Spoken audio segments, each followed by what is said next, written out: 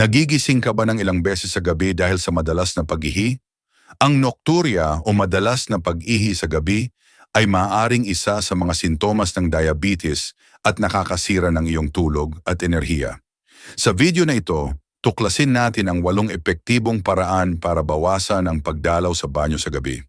Sa pagsunod sa mga tip na ito, mapapabuti mo ang kontrol sa pantog at mas epektibong pamahalaan ang mga sintomas ng diabetes. Mula sa mga pagbabago sa dieta hanggang sa simpleng gawi sa pang-araw-araw, ang mga estratehiyang ito ay idinisinyo para matulungan kang makatulog ng mas mahimbing at mapanatiling balanse ang iyong blood sugar. Kung ang madalas na pag-ihi ay isa sa iyong mga sintomas ng diabetes, huwag palampasin ang mga madaling sundang tip na ito na maaaring magpabago sa iyong gabi para sa mas mabuti. Okay, simulan na natin. Una, limitahan ang pag-inom bago matulog para maiwasan ang nocturia o madalas na pag-ihi sa gabi. Mahalaga na bawasan ang pag-inom ng tubig o iba pang likido ilang oras bago matulog. Inirekomenda ng mga eksperto na umiwas sa pag-inom ng mga diuretics tulad ng kape, tsaa at alkohol mga 2 hanggang 3 oras bago matulog. Ang mga diuretics ay nagpapataas ng produksyon ng ihi na nagdudulot ng madalas na pag-ihi sa gabi. Sa halip uminom ng mas maraming tubig sa umaga o tanghali at mag-inom lamang ng kaunti sa gabi para manatiling hydrated nang hindi nabibigatan ng pantog. Ang stratehiyang ito ay lalong makatutulong sa mga nakakaranas ng pagbabago sa hormone dahil sa edad tulad ng pagbaba ng antidiuretic hormone, ADH, na karaniwang tumutulong pigilan ang pag-ihi sa gabi. Ang mababang level ng ADH ay maaaring magdulot ng mas madalas na pag-ihi sa gabi. Ang mga kondisyong medikal tulad ng sakit sa puso, diabetes, at problema sa prostate ay maaari ring maging sanha ng nocturia, kaya ang pag-address sa mga ito ay makakatulong sa pagbawas ng sintomas. Ang iba pang mabisang tips ay ang pagtaas ng mga binti sa araw para mabawasan ang fluid retention, pagsuot ng compression stockings, at pag-iwas sa mga stimulant bago matulog. Kung patuloy pa rin ang problema, makabubuting kumonsulta sa doktor para sa karagdagang gamot tulad ng diuretics o desmopressin. Ang mga gamot na ito ay makakatulong sa pag-regulate ng produksyon ng ihi at pagbawas ng pag-ihi sa gabi. Pangalawa, itaas ang mga binti bago matulog. Ang pagtaas ng mga binti bago matulog ay isang simpleng paraan para mabawasan ang nocturia, lalo na sa mga nakakaranas ng fluid retention sa mga binti sa buong araw. Ang matagal na pag-upo o pagtayo ay nagdudulot ng pag-ipon ng likido sa mga binti dahil sa gravity. Kapag nahiga, ang mga likidong ito ay bumabalik sa bloodstream na nagpapataas ng dami ng ihi na kailangang iproseso ng kidneys. Sa pagtaas ng mga binti ng 1 hanggang 2 oras sa gabi, bibigyan ng katawan ng oras para ma-absorb at maproseso ang mga likido bago matulog na makakatulong para hindi na kailangang umihi sa gabi. Ayon sa mga eksperto, ang technique na ito ay lalong mabisa para sa mga may chronic venous insufficiency o heart failure, kung saan nagkukumpol ang likido sa mga binti sa araw. Ipinakita ng mga pag-aaral na ang pagtaas ng mga binti ay nakakabawas sa edema, pamamaga, at sa gayon ay nababawasan ang kabuuang likido sa katawan. Sa pagpapadaloy ng likido bago matulog, may iwasan ng madalas na pag-ihi sa gabi at mapapabuti ang kalidad ng tulog. Bukod sa pagbawas ng nocturia, ang pagtaas ng mga binti ay nakakaiwas din sa ibang problema tulad ng leg cramps at deep vein thrombosis, DVT. Siguraduhing mas mataas ang mga binti kaysa sa puso gamit ang unan o reclining chair para mas maging epektibo ang pagdaloy ng likido at maging komportable. Sa pagtagal, ang simpleng gawaing ito ay makakatulong para sa mas mahimbing at hindi putol-putol na tulog at mas magandang kalusugan. Kung nanonood ka pa rin ng video na ito at nakakatulong sa iyo ang mga impormasyong ito, mangyaring mag-comment ng numero 2 sa ibaba para malaman ko na nandito ka. At kung hindi ka pa nakasubscribe, Inirerekomenda kong mag-subscribe ka at i-on ang bell notification para hindi mo makaligtaan ang anumang video. Ang iyong suporta ay tumutulong sa amin na patuloy na makagawa ng magandang content para sa iyo. Ngayon, magpatuloy tayo. Pangatlo, subukan ng double voiding. Ang double voiding ay makakatulong ng malaki sa mga nakakaranas ng nocturia o madalas na paghihi sa gabi. Ang teknik na ito ay nangangahulugan ng paghihi ng isang beses, paghintay ng ilang sandali at pagsubok na umihi muli. Tinitiyak nito na lubos na naibubuga ang pantog bago matulog na makakabawas sa pangangailangang bumangon para umihi sa gabi. Kapag hindi lubos na naubos ang ihi sa pantog, ang natitirang ihi ay maaaring magdulot ng pangangailangang umihi ulit.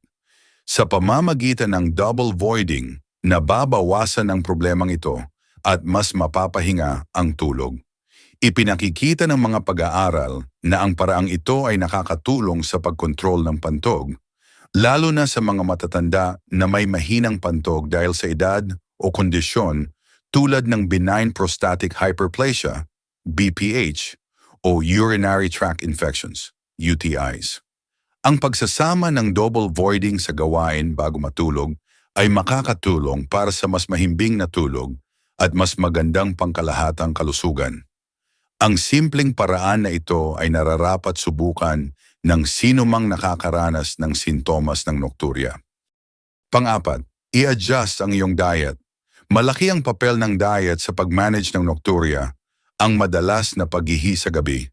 May mga pagkain at inumin na nakakairita sa pantog na nagdudulot ng mas madalas na paghihi. Ang maaanghang na pagkain, acidic na prutas tulad ng dalandan at kamatis, at artificial sweeteners ay karaniwang sanha na maaaring magpalala ng iritasyon sa pantog at makagambala sa tulog.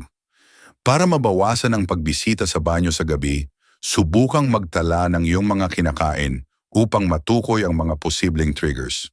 Halimbawa, iwasan ang caffeine at alcohol sa gabi dahil maaari silang magdulot ng pagdami ng ihi. Ang mga pagkaing mataas sa tubig, tulad ng pakwan at pipino, ay maaari ring magdulot ng nocturia kung kakainin malapit sa oras ng tulog.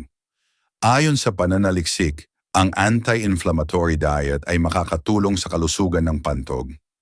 Ang pagkain ng whole grains, lean proteins, at maraming prutas at gulay ay makabubuti. Dagdag pa, isang pag-aaral na inilathala sa urology ay nagsasabi na ang pagpapanatili ng malusog na timbang ay makakatulong para mabawasan ang pressure sa pantog at sa gayon ay mabawasan ang mga episode ng nocturia. Sa pamamagitan ng pag-a-adjust ng iyong diet at pagiging mindful sa iyong kinakain bago matulog, maaari mong epektibong ma-manage at mabawasan ang paghihi sa gabi. Kung nanonood ka pa rin ng video na ito at nakakatulong sa iyo ang mga impormasyong ito, mangyaring mag-comment ng numero 4 sa ibaba para malaman ko na nandito ka. At kung hindi ka pa nakasubscribe, inirerekomenda kong mag-subscribe ka at i-on ang bell notification para hindi mo makaligtaan ang anumang video. Ang iyong suporta ay tumutulong sa amin na patuloy na makagawa ng magandang content para sa iyo. Ngayon, magpatuloy tayo. Pang-5, sanayin ang iyong pantog. Ang bladder training ay isang epektibong paraan para ma-manage ang nocturia sa pamamagitan ng unti-unting pagpapahaba ng oras sa pagitan ng paghihi sa araw. Layunin nito na mapataas ang kakayahan ng pantog na mag-hold ng ihi at sa gayon ay mabawasan ang paghihi sa gabi. Magsimula sa pagpapaliban ng paghihi ng ilang minuto at unti-unting dagdagan ang agwat. Halimbawa, kung normal kang umiihi bawat oras, subukang maghintay ng 1 oras at 10 minuto bago pumunta sa banyo at dahan-dahan itong dagdagan sa 2 oras at iba pa. Ayon sa pananaliksik, ang bladder training ay makakatulong para mapabuti ang kontrol sa pantog at mabawasan ang paghihi sa gabi.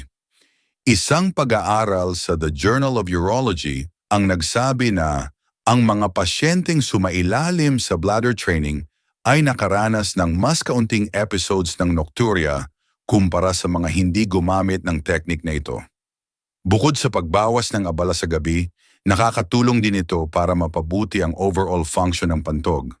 Mahalaga ang pasensya at consistency sa pagsasanay na ito dahil maaaring abutin ng ilang linggo bago makita ang malaking pagbabago. Ang pagtatala ng iyong pag-ihi araw-araw ay makakatulong para masubaybayan ang progress at maging motibasyon para magpatuloy. Bukod dito, makabubuting kumonsulta sa doktor o espesyalista para sa personalized na gabay sa bladder training na angkop sa iyong pangangailangan. Pang-anim, suriin ang mga gamot. May ilang gamot na maaaring magdulot ng madalas na pag-ihi sa gabi, lalo na ang mga diuretics at gamot na may diuretic effect. Ang mga diuretics na karaniwang iniireseta para sa alta presyon o heart failure ay nagpapadami ng ihi na maaaring makagambala sa tulog. Kung sa tingin mo ay apektado ng iyong gamot ang iyong pag-ihi sa gabi, mahalagang kumonsulta sa doktor. Maaari nilang suriin ang iyong medication regimen at magrekomenda ng adjustments, tulad ng pagbabago sa oras ng pag-inom para mabawasan ang sintomas sa gabi. Ayon sa pananaliksik ng American Urological Association, ang mga pasyenteng umiinom ng diuretics ay madalas nakakaranas ng nocturia na maaaring makasira sa kalidad ng tulog. Ang pag-inom ng mga ito ng mas maaga sa araw ay makakatulong para maproseso ng katawan ang mga fluids bago matulog at posibleng mabawasan ang pag-ihi sa gabi. Bukod dito, ang ilang gamot tulad ng antidepressants at corticosteroids ay maaari ring magdulot ng pagdami ng ihi. Mahalagang talakayin sa doktor ang lahat ng iyong iniinom na gamot dahil maaari silang magmungkahi ng alternatibong treatment o lifestyle adjustments para maibsan ang nocturia. Pang-7, manatiling aktibo sa araw. Ang regular na pag-ehersisyo ay isang mahalagang paraan para mapamahalaan ang nocturia o madalas na pag-ihi sa gabi. Ang ehersisyo ay tumutulong sa iyong katawan na mas maayos na maproseso ang mga fluids at maiwasan ang pag-ipon nito sa mga binti na maaaring magdulot ng madalas na pagpunta sa banyo sa gabi. Maglaan ng hindi bababa sa 30 minuto ng katamtamang ehersisyo sa karamihan ng mga araw, maging ito man ay paglalakad, pagbibisikleta o paglangoy. Bukod dito, ang pagiging aktibo ay nagpapalakas sa mga kalamnan ng pantog na nagbibigay ng mas magandang kontrol sa pag-ihi. Ayon sa Urology Care Foundation, ang mga pelvic floor exercises tulad ng Kegels ay partikular na nakakatulong para mapabuti ang bladder function at mabawasan ang hindi sinasadyang pagtulo ng ihi. Ang regular na ehersisyo ay nakakatulong din sa pagpapanatili ng malusog na timbang na mahalaga dahil ang obesity ay maaaring magdulot ng mga problema sa pag-ihi. Dagdag pa rito, ayon sa pananaliksik ng American Urological Association, ang mga taong aktibo sa pisikal ay mas kaunting nakakaranas ng mga problema sa pag-ihi. Ang ehersisyo ay nakakatulong sa pag-regulate ng mga hormone at pagpapabuti ng circulation na lalong sumusuporta sa kalusugan ng pantog. Ang paglalagay ng physical activity sa iyong pang-araw-araw na gawain ay hindi lamang nakakapagpabuti ng iyong urinary health kundi pati na rin ang iyong pangkalahatang kalusugan. Pang-8, magtatag ng bedtime routine. Ang paggawa ng consistent na bedtime routine ay maaaring makabuluhang mapabuti ang kalidad ng iyong tulog at makatulong sa pag-manage ng nocturia o madalas na pag-ihi sa gabi. Ang pag-stick sa regular na sleep schedule, kung saan pare-pareho ang oras ng iyong pagtulog at paggising araw-araw, ay nakakatulong sa pag-regulate ng internal body clock. Ang synchronization na ito ay sumusuporta sa iba't ibang bodily functions, kasama na ang pag-ihi, kaya mas mababa ang tsansa na magigising ka sa gitna ng gabi. Ang paglalagay ng mga calming activities sa iyong evening routine, tulad ng pagbabasa, pagligo ng maligamgam, o pag-practice ng relaxation techniques gaya ng deep breathing o meditation, ay makakatulong sa pagbawas ng stress at pag-promote ng mas peaceful na sleep environment. Ang stress at anxiety ay maaaring magpalala ng pangangailangan na umihi sa gabi, kaya mahalaga ang paggawa ng payapa at relax na atmosphere bago matulog. Sa kabilang banda, mahalagang iwasan ang mga stimulating activities bago matulog. Ang paggamit ng electronic devices tulad ng smartphones at telebisyon ay maaaring makagambala sa iyong kakayahang makatulog. Ang blue light mula sa mga screen ay nakakasira sa melatonin production na mahalaga para sa pag-regulate ng tulog. Ayon sa National Sleep Foundation, ang pagbawas ng screen time sa oras bago matulog ay makakapagpabuti sa iyong overall sleep quality. Ayon sa research mula sa Cleveland Clinic, ang mga taong may relaxing bedtime routine ay madalas na nakakaranas ng mas kaunting interruption sa gabi.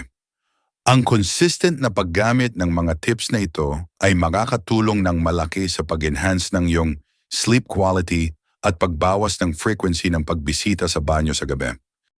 Konklusyon, ang pagtatag ng consistent na bedtime routine at pag-a-adjust ng fluid intake bago matulog ay epektibong strategies para ma-manage ang nocturia. Ipinapakita ng research na ang mga taong may regular na sleep patterns at limitado ang pag-inom ng fluids sa gabi ay nakakaranas ng mas kaunting sleep interruptions. Bukod pa rito, ang pag-engage sa relaxation techniques at pagtiyak na sapat ang physical activity sa araw ay makakatulong sa bladder health at magpapromote ng mas restful na tulog. Sa pagsunod sa mga guidelines na ito, mapapabuti mo ang iyong overall well-being at mas may enjoy mo ang tulog ng hindi nagigising. Kung naghahanap ka ng epektibong paraan para ma-manage ang nocturia, inire-recommenda namin ang panonood ng aming video tungkol sa top 3 medications na makakatulong sa kondisyong ito. Ang mga treatment na ito ay maaaring makabawas ng malaki sa iyong pagbisita sa banyo sa gabi at mapabuti ang iyong sleep quality. Naniniwala kami na ang mga insights sa video ay maaaring maging game changer para sa mga nahihirapan sa madalas na paggising sa gabi para umihi. Salamat sa pagsama sa amin ngayon. Gusto naming marinig ang inyong mga saloobin. Mag-iwan ng komento sa ibaba at ibahagi ang isang bagay na natutunan mo ngayon at kung paano mo ito gagamitin sa iyong buhay. Mahalaga sa amin ang inyong mga kaisipan, kaya huwag mag-atubiling ibahagi ang mga ito. Ang pagbabasa ng inyong mga komento ay nagbibigay sa amin ng malaking motibasyon at inspirasyon. Kung nagustuhan mo ang video na ito at nakatulong ito sa iyo, mangyaring i-like, mag-subscribe at i-share. Ang inyong suporta ay tumutulong sa amin na patuloy na gumawa ng magagandang content upang kayo ay mabigyan ng kaalaman at inspirasyon. Salamat sa panonood at inaasahan naming makita kayo sa susunod na video.